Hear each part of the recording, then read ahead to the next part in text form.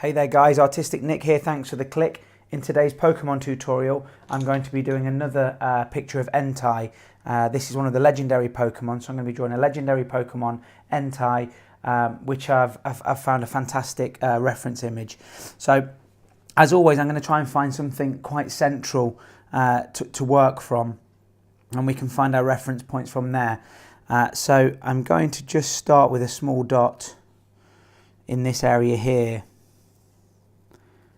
And we're going to draw a straight line. Now, for those of you that are familiar with Entei or Entei, however you pronounce it, you'll know that he's got a sort of a star shape around his face. So we're actually going to look at just plotting this out, and then from there, I think that we're going to be able to find some nice reference points for us to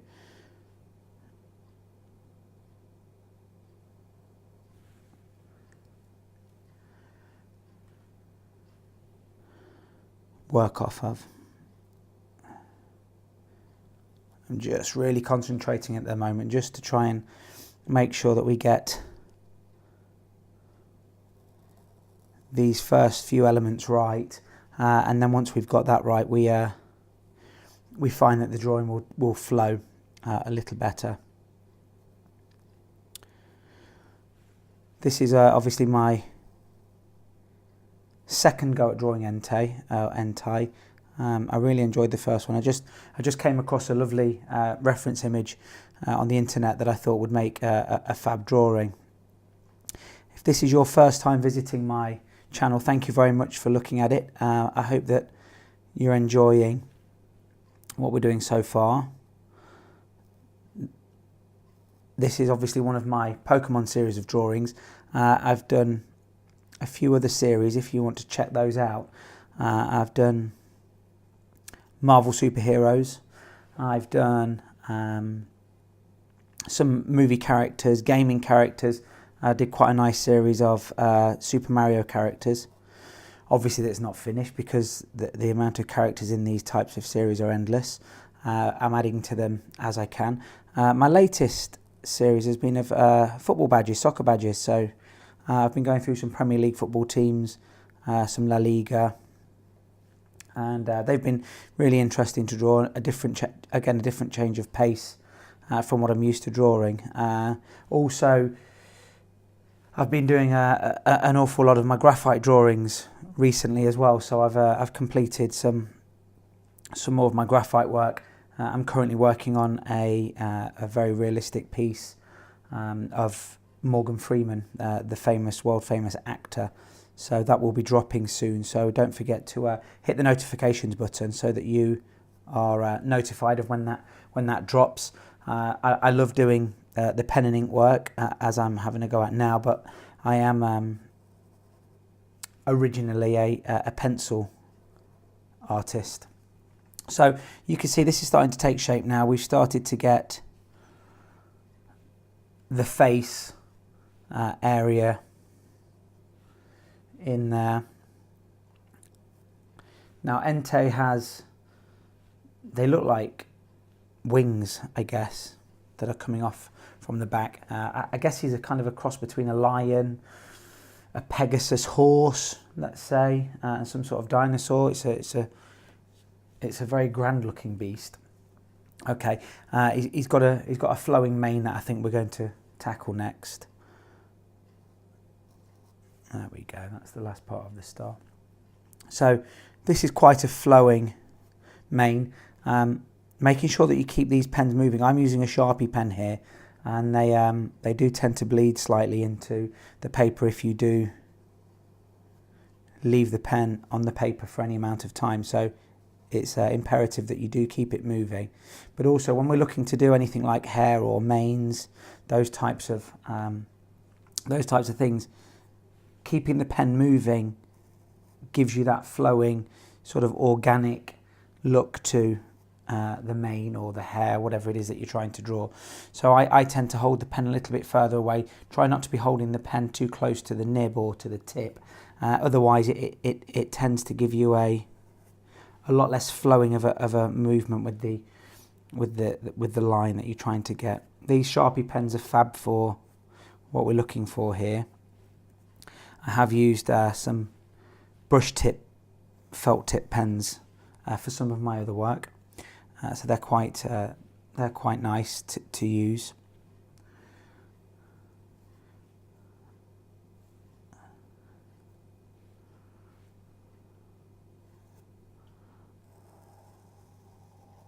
So we're just concentrating on getting these slightly curved lines in here. We've got a little bit of shading in some of the areas that we'll go through at the end. So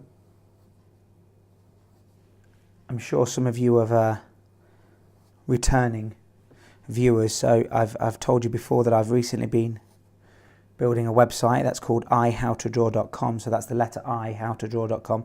And I've got some fab pages on there where you can start to share some of your work. So like I say in all of my videos, I'd love to see some of your work, whether it's something that you've tried to do from one of my videos or it's something completely different.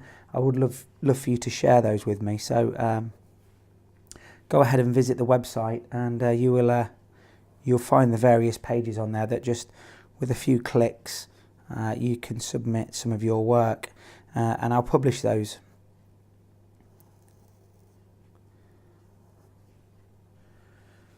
Okay, so most of these Pokemon that I've been drawing recently, they've all got 3 toes. I haven't come across many that don't have these 3 toes. So this is the front right foot as we're looking at it. And Entei has these sort of bands around the feet and legs.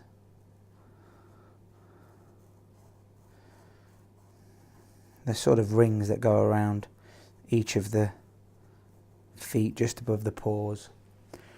So coming onto this leg now, this leg is going to be coming down, and it's important when you're trying to do this cartoon work that you do get the perspective right. So what angle is this, is the creature standing at?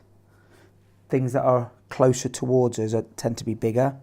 So this foot here, for example, is probably going to be the biggest foot, give or take, because obviously it's closer to us, the viewer or the camera, if it was a photograph that had been taken. So we must make sure we get that, otherwise our brain looks at the image and decides there's something wrong with it. You can't always put your finger on what's wrong with it, but you just know that sometimes a drawing looks a little bit off. And again, we've got the 3 toes here. So we're in place there now, actually. I think we're looking okay. The proportions are looking quite good here. I'm just filling in. This is another one of those rings or bands that I was talking about. If you've got something that you'd like me to draw, something different that maybe I've not covered, leave me a message down below. I'll be more than willing to give them a go if I can find some nice reference images. It doesn't matter if it's a cartoon character or something slightly more realistic. If there's a tutorial that you'd like me to cover, I've been doing some tutorials recently with the realistic work. I've been doing how to draw hair, how to add depth in your drawings and things like that. So if there's something that you would like me to cover, then go ahead and just drop me that comment. You can also get hold of me on Facebook, Instagram, Twitter, the usual social platforms. They're all at Artistic Nick. They're all N1K except for Facebook, which is NIK. So YouTube, Twitter, Instagram is N1K. Facebook is NIK. So yeah, just drop me a comment, get hold of me on that, and I'll endeavour to give it my best shot and hopefully help you along the way. So this is one of those types of wings. I'm not entirely sure what they are. I'm not au fait with all of the Pokemon. I played a little bit of Pokemon Go with my daughter, but like I say, it's It's not something I'm absolutely 100% certain of, particularly with these legendary characters. By the time my little girl got bored of Pokemon Go, the legendary characters hadn't been released into the game. So I do know that there's Raikou, Entei, Suicune.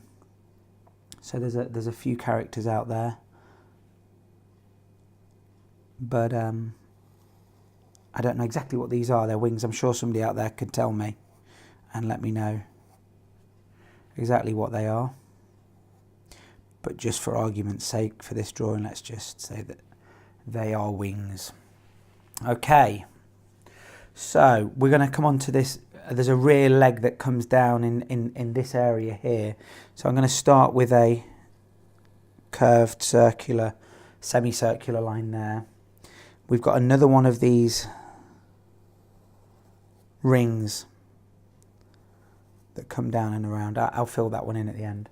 And then, very similar to the other 2 feet, he has this sort of fur. It's almost like a leg warmer that you would have seen the girls wearing in the 80s, sort of covering the foot there. And we've got another foot tucked in at the back here, so we're going to again get this furry edge of the boot kind of look. And we've got the 3 toes again. And one of the ways that I've recently done a tutorial on this, that we're able to show dimension in our drawings, is by creating the illusion that something's in front of another. So this foot here, I've been able to create the illusion that this is in front of this by doing 2 things. This line is covering this, so this is obscuring this, but also this is smaller, like we mentioned. When something's big, it tends to be, our brain interprets that as being further in front. So we can make our drawings pop a little bit more and have slightly more dimension to them by just applying some of those rules. So have a look through some of my videos. I've done a few tutorials. They tend to be in graphite, which is pencil for those of you that are unsure of what graphite means. And have a look at those. It will just, whether you're drawing cartoon work or you're trying to get into realistic portrait drawing or animals, or you're trying to do scenery or something like that, some of these rules will really help you. Again, go and subscribe to the channel because I am doing daily videos. Okay, I'm quite happy with how that's looking. There's just a few areas that I'm going to fill in slightly darker, so I'm going to time-lapse that, and I'll see you towards the end of the video.